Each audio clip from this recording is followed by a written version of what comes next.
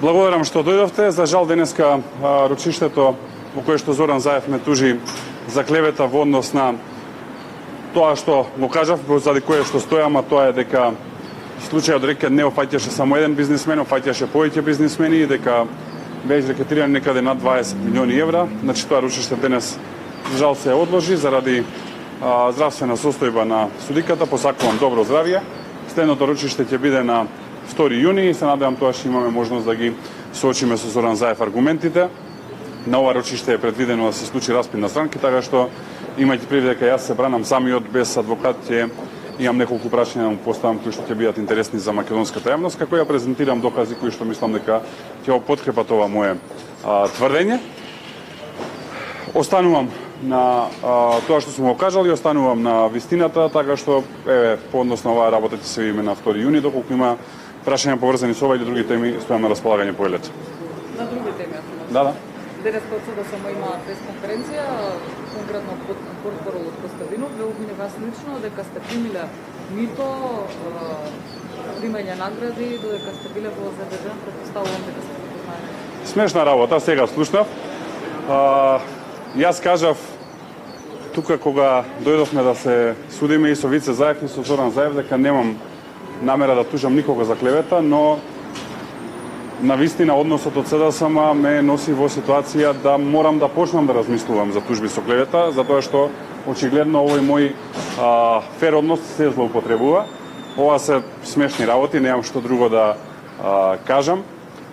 Она што можам да го кажам е дека јас бев потпредседател на парламентарното собрание на Советот на Европа, највисока позиција и функција која што било кој пратеник од Македонија било кога ја имал. Сум бил член на бројни мониторинг мисии во соседството, сум бил во Бугарија, во Босна и Херцеговина, сум бил секако и во Азербејџан и бев шеф на оценска мисија, на асесмент мисија за референдумот 2016 година. Единствена мисија од таков тип, мисија која што имаше една тешка задача таму, затоа што беа едни специфични услови, но извештајот на таа мисија го усвои целокупното парламентарно собрание на Советот на Европа, значи тоа не е мој извештај или на било кој од членовите, кој е на парламентарното собрание на Советот на Европа, а истиот беше всушност и цитиран од страна на Европската унија, односно Европската комисија, што говори за кредибилитетот. Сето друго се инсинуации, измислени работи и мислам дека малце треба да почнат да внимаваат, затоа што навредуваат врвни европски политичари и навредуваат европски институции со ова што го прават, од типот на Советот на Европа, каде што Македонија е членка и има своји интереси и е представена таму како делегација преку пратениците, така што мислам дека малце повнимателни треба се во следниот период за меѓународниот углед на Македонија. Иначе јас знам зашто ова го прават со вакви нарачки, од причина што денеска требаше да имаме рочиште на кое што Зоран Заев имаше проблем да одговори на бројни мои прашања кои што денеска планирав да му ги поставам, но ќе дојде 2 јуни, ќе му ги поставам. Инаку никаде моето име во интервјуто на Генхард Кнаус не се споменува.